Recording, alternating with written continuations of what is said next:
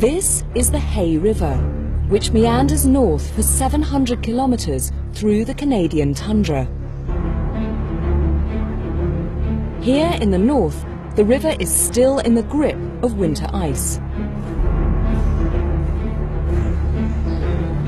But upstream, to the south, the ice has been cracked by the spring warmth. By the end of April, the broken ice is on the move.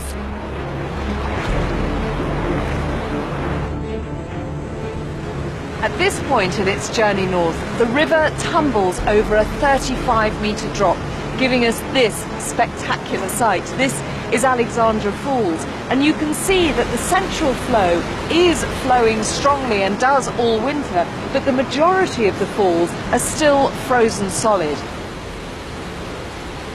For 6 months, hardly anything at these falls has changed.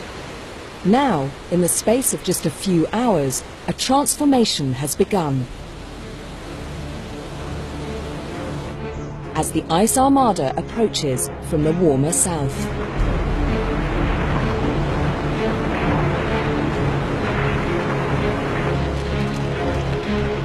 But there is still not enough water in the river to force the ice over the falls. And it piles up in a great ice dam.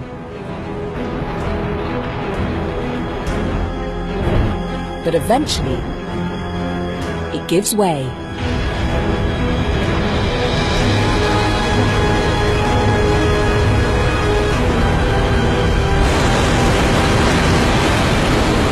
This is the moment we've been waiting for all day. All this broken ice has been backing up behind the waterfall. And what needed to happen to shift it was for the water level just to come up. And it's literally just happened, and as you can see, it is pouring and pouring over the waterfall in this great dramatic jumble of mud and broken ice.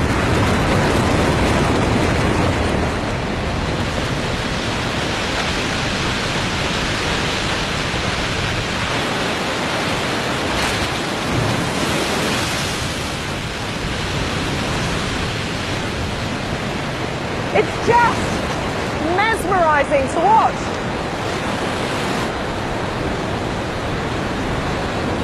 Look at this huge piece now falling off. And you know, at home, when we talk about the arrival of spring and we talk about the snowdrops coming and the first birds tweeting, well, this is spring Hay River style. There's nothing gentle or quiet about it. It's violent, it's noisy, and it's entirely speeded up by these warm meltwaters that have come from the south.